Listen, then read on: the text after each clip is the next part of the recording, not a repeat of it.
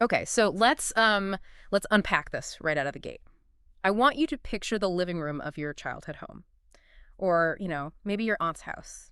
There is this phrase that I guarantee is haunting at least one piece of decor in that room. Oh, it's definitely on a throw pillow somewhere. Or a wooden A sign. throw pillow, a coffee mug, or it is definitely the caption on that really chaotic Thanksgiving Instagram post. And the phrase is, family is everything. Yeah. The ultimate universal mantra. I mean, it's practically a moral imperative at this point in our culture. If you don't believe that, you're basically seen as having a cold heart. Exactly. It's just automatic. And look, on the surface, it's a beautiful sentiment. But the subtext is that because family is quote unquote everything, it's supposed to be simple. Right. It's supposed to be this built-in, this soft, warm safety net that just never fails you. And if it does feel hard or heavy or complicated, then the implication is that you are doing something wrong, right? The shame kicks in immediately. Right. We internalize that struggle as a personal failure, rather than just looking at it as a structural reality of human relationships. Precisely. But today, we are stripping back that whole greeting card simplicity. We are doing a deep dive into our source today, which is titled Episode 7, Family Isn't Always Easy. And I really want to be clear up front here because this is obviously a delicate topic. It's very delicate. Yeah, this is not a bashing session. We aren't here to, air dirty laundry or tell you to cut everyone off and move to a cabin in the woods. No, and the source material is actually very careful about making that distinction. The mission of this deep dive is really to validate the complexity, to look at why the people who love us the most are very often the exact ones who create the most tension in our lives. And how to actually navigate that without blowing the whole relationship up. Exactly. So we should probably start with the core thesis, because the source drops a pretty heavy anchor right at the beginning. It completely challenges that soft and warm idea we just talked about. Yeah, it says we have to stop believing that love cancels out tension. Which is the foundational error we all make. We think, well, my parents love me, therefore they should automatically understand me. Or I love my siblings, so this conversation over the holidays shouldn't be so frustrating. Right. But the text argues that love and frustration aren't mutually exclusive. In fact, they usually feed each other. The source makes this profound point that support, when it's heavy enough or comes with enough strings attached, actually starts to feel like a weight. That's a weird concept to wrap your head around, though. Support as a weight. Because usually we think of support as, I don't know, the wind beneath your wings or something. I like to think of it more like a structural beam in a house. A beam supports the roof, right? Yeah. It's completely essential. Okay, yeah. But if that beam is placed right in the middle of the hallway where you're trying to walk every day, it's also an obstacle. It's holding the house up, but you keep banging your toe on it. That is a great way to put it. And the source identifies a specific moment where this dynamic shifts from helpful to painful. They call it the shift. The shift. Okay, so this is described in the text as the moment when a young person, or really anyone in the family system at any age, starts thinking bigger than their environment. Correct. And that sounds very grand, like you're becoming a philosopher on a mountaintop. But it's usually incredibly subtle. It's just the moment you start operating on a different frequency than the people who raised you. You aren't just living in the house anymore, you're mentally outgrowing the architecture of the house. Exactly. You start seeing possibilities that simply do not exist on your family's map of the world. And this triggers what I think is easily the most actionable, relatable part of this entire text, the translation gap. Oh, this part is brilliant. The source lays out these specific scenarios where you say one thing and your family hears something completely different. It's like a really bad Google Translate session where the definitions are just entirely scrambled. It's a total dialogue mismatch. Yeah. And honestly, it explains so many arguments.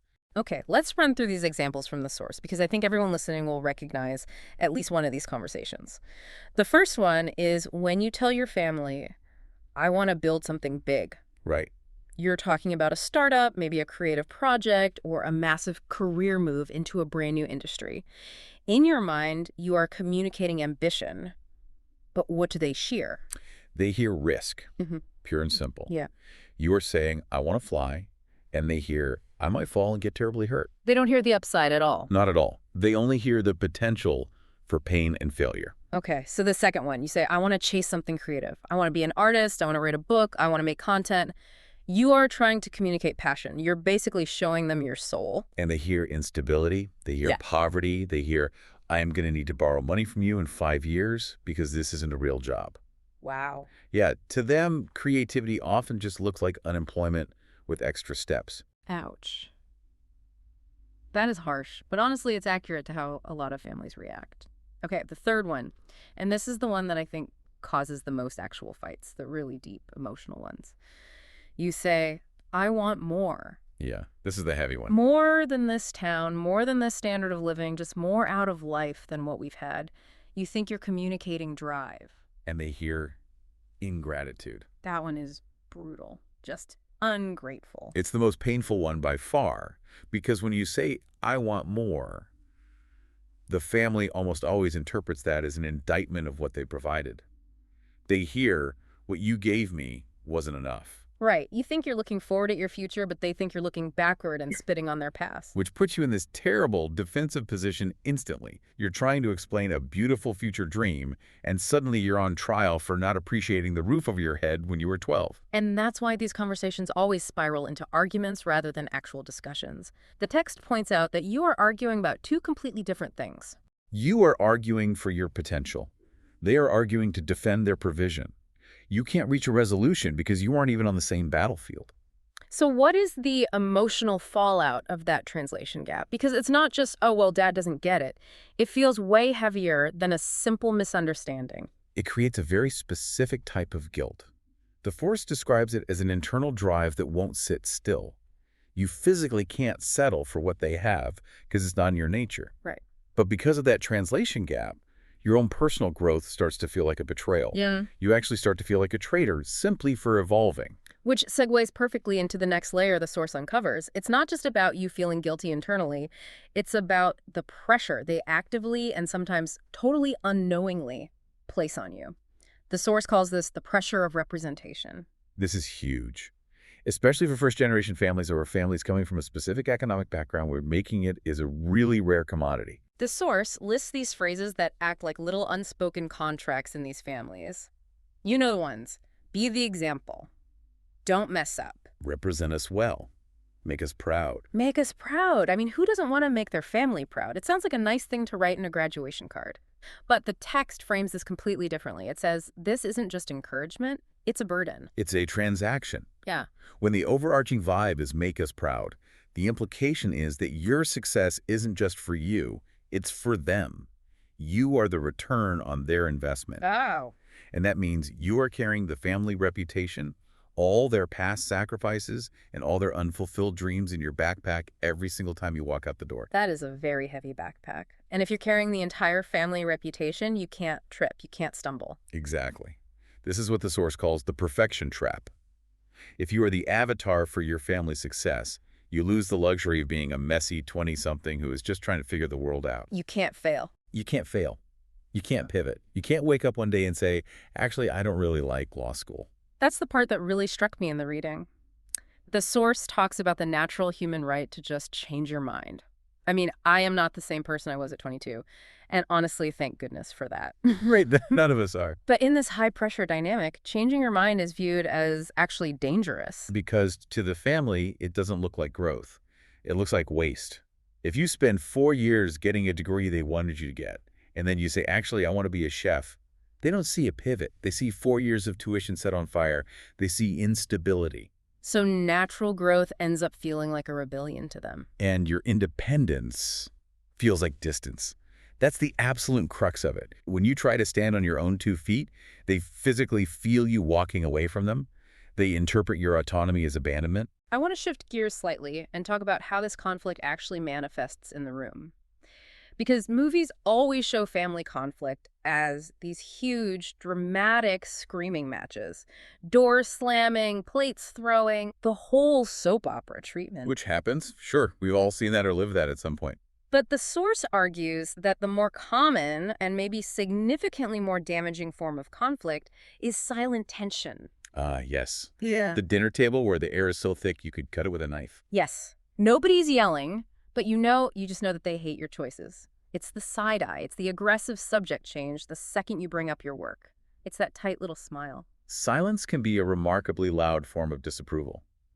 And it's insidious because you can't fight it. You can't defend yourself against nothing. Exactly. If someone yells at you, you can yell back. You can state your case. Yeah. But if someone just withdraws, if they just refuse to engage with your reality at all, that creates profound isolation. The text mentions the H factor here, too, the famous, oh, it's just a phase dismissal. This is a very specific type of gaslighting that families do. You present a solid business plan, or a life partner, or a major philosophical shift in your life, and because you are the younger generation, it's treated as a whim. Oh, he's just finding himself. He'll come back to reality eventually. They don't realize that what you're saying is real to you. That's a direct quote from the source, and it's so important. It validates that your map of the world is real, even if they flat out refuse to look at it. But when you are constantly surrounded by people who treat your map as a child's doodle, you start to feel crazy. You feel alone, even when you were sitting in a house full of people. You really do. So if we look at what we've covered so far, we have the pressure, the translation gap, the silence, the isolation. If we stopped the deep dive right here, the advice would essentially just be to run away. It would be a tragedy. It would be incredibly bleak. Just pack your bags and go. But the source pivots here. And I think this is precisely why we're talking about this text today. It asks a crucial question. Why are they doing this? Is it because they are villains who want to crush your spirit? Is it because they secretly hate you? And the answer is almost always no. This is the why section of the text, and it is the most critical part of the entire analysis. The source argues that family conflict is rarely about hate. It is fundamentally about fear. Okay, but help me with this, because when my uncle is grilling me about why I don't have a quote-unquote real job with benefits or why I'm not married yet, it really feels like criticism. It feels like intense judgment. It feels like judgment because that's the delivery mechanism. That's the package the emotion comes in. But you have to look at the payload inside. You have to look at the generational context the source highlights. Your parents, or their parents, likely grew up with a survival mindset. Meaning what, exactly, in this context? Meaning life was purely about safety. It was about making sure there was food on the table, a roof that didn't leak, and a paycheck that reliably cleared every 2 weeks. They were taught to be practical because being practical is what kept you alive. They didn't have the luxury of worrying about self-actualization. Precisely. Yeah. So for them, a good life is literally defined as a safe life. So when you come along with your creative risks and you're finding your passion and following your dreams talk, you are speaking a language of luxury they never had access to. Yes, and it triggers their survival instincts immediately. They aren't trying to crush your dream because they hate art or they hate innovation. Yeah. They are terrified, genuinely, deeply terrified that your dream's going to leave you destitute. So the criticism is actually just a disguise. It's fear wearing a mask of judgment. As the text explicitly says, that doesn't make it hurt less, but it does explain it. It totally changes the narrative in your head. Instead of my dad thinks I'm a total loser, it becomes my dad is terrified I won't survive the winter. Which humanizes them. It turns them from an antagonist in your story into just a worried parent who is running outdated software. I really like that analogy. They're running Windows 95, focusing purely on stability and not crashing, and you're trying to install an app that requires a modern smartphone. It's not malice at all. It's just incompatibility. And this is a massive, but here, understanding their fear doesn't mean you have to surrender to it. Right. Empathy does not mean capitulation. Yeah. And this brings us to the struggle for identity. Yes, because I can have endless empathy for your fear, but I still have to wake up and live my life every day. I can't live your fear. The source gets into this idea of separating yourself from the last name. The struggle to be an individual, not just a franchisee of the family brand. The text describes the process of finding your voice as loud and messy, which I love because we're so often taught that maturity means being quiet and keeping the peace. Keep the peace is almost always code for don't rock the boat. But the source argues that finding your true voice actually requires rocking the boat. There's a standout quote here that I wrote down. Sometimes you want to be heard, not managed. Understood, not corrected. That hits so close to home. Heard, not managed. I think a lot of us feel like ongoing projects to our families. Like we're a leaky faucet they're constantly trying to fix with advice we definitely didn't ask for. And when you finally stop letting them fix you, that naturally creates friction. Now, usually we avoid friction at all costs. We think friction means the relationship is breaking. We think friction is inherently bad. But the source has this incredibly optimistic take on friction. It says friction actually creates strength. Think about basic physics. You need friction to move forward. If there's absolutely no friction, you're just sliding on ice, completely out of control. In a relationship, friction forces communication. It forces boundaries. It forces respect. If you never push back, you essentially stay a child in their eyes forever. Exactly. If you never create that heat, you remain a subordinate in their house, even if you are 40 years old and have your own mortgage. Friction is the heat required to forge an adult dynamic. You have to be willing to be the bad guy for a minute to become a peer eventually. And that leads us to the scary B word, boundaries. Ah, yes. Yes. Everyone loves talking about boundaries on social media. Nobody loves actually setting them at the Sunday dinner table. The source frames boundaries in a way I hadn't really thought of before, though. It calls them an act of love. That sounds completely counterintuitive at first, right? We usually think boundaries are walls. We think, I'm shutting you out. We feel mean doing it. Right. The thought process is, if I really loved my mom, I'd answer her phone call at 11 p.m. every single night, no matter what. But the source argues that boundaries are the only thing that allows a relationship to survive long term.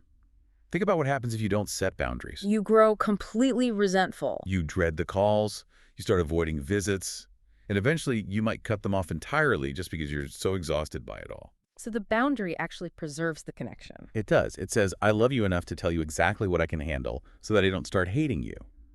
Real love allows for growth. Real love adjusts. If you have to constantly shrink yourself to fit into your family, that's not healthy love. That's just compliance. Real love evolves. That's a really powerful standard to hold on to. And speaking of evolution, there's a section toward the end here called the mature realization that kind of flips the camera angle on this whole discussion. It's a two-way street. Yeah. Up until now, we've really been focusing on our growth, my journey.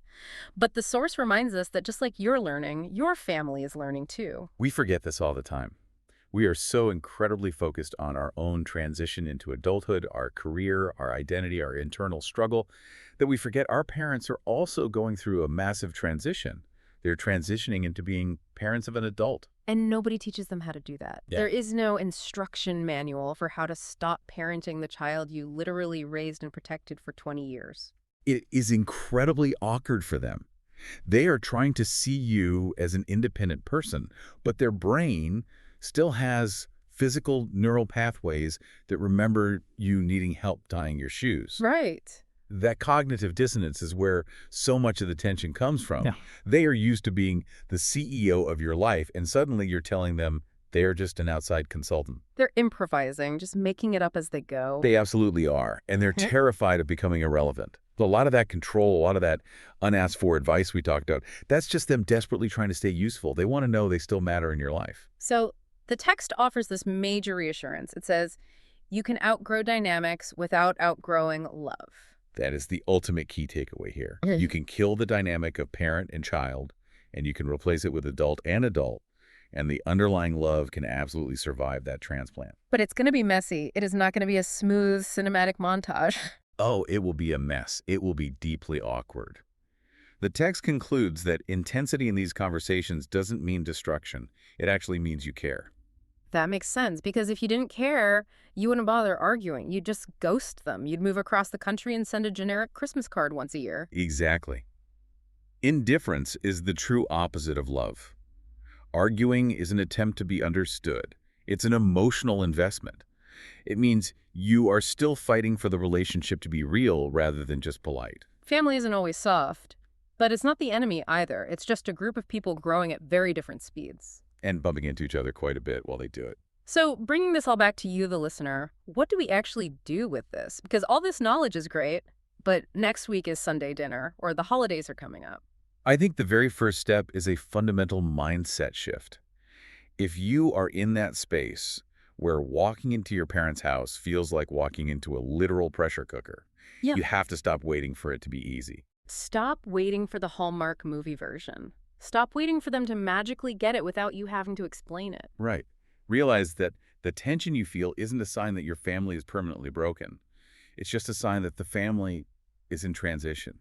You are becoming something new, and the people around you are just scrambling to adjust their lenses to see this new person. And maybe have some patience for that lag time. You've been living with your new identity every minute of every day. They only see it on holidays or during weekend phone calls. They're naturally going to be behind. But also, you can't compromise your own growth just to comfort their fear. That is the really hard balance to strike. You can be kind to their fear without letting it drive your car. You can say, I understand you're scared, but I'm doing this anyway. We really need to reevaluate our definition of loyalty, don't we? We do. Loyalty isn't about blind obedience anymore. It isn't about staying exactly the same forever just so your mom doesn't have to worry. Loyalty is doing the incredibly hard work of being honest, Even when it causes friction? especially when it causes friction. Yeah. Because that honesty is the only thing that builds a bridge strong enough to actually hold two independent adults. I want to leave you with a final thought today. Something that wasn't explicitly in the text, but really builds on everything we've just discussed. We spend so much energy wishing our families would just easily understand and support our ambitions without any pushback. And you want the smooth road. Right. But what if your family's inability to understand your ambition is actually the greatest gift they could possibly give you? Oh, that's an interesting way to look at it. Think about it. If they understood it immediately, if they funded it, if they cheered you on without asking any hard questions, you might never develop the grit required to actually achieve the thing you want to do. The world is going to test you. The market is going to test you. So your family is basically the sparring partner. Exactly. What if that awkward, difficult, sweaty palm friction at the dinner table isn't just saving your relationship with them? What if it's the exact training ground you need to build your own professional and personal resilience? You have to defend your dreams to them first, before you defend them to the world. That completely flips the script. The resistance isn't an obstacle, it's the conditioning. That is a lot to process, I know, but I think it's necessary to sit with. Family is heavy, but maybe that weight can build some serious muscle if we just learn how to lift it right. Well said. That wraps up our deep dive into the complexities of family dynamics. We hope this gives you some new tools, or at the very least, some solid validation for those tricky conversations coming up in your own life. Or at least makes you feel a little less crazy at the next holiday gathering. That too. Thanks for joining us on this deep dive. Take care of yourselves.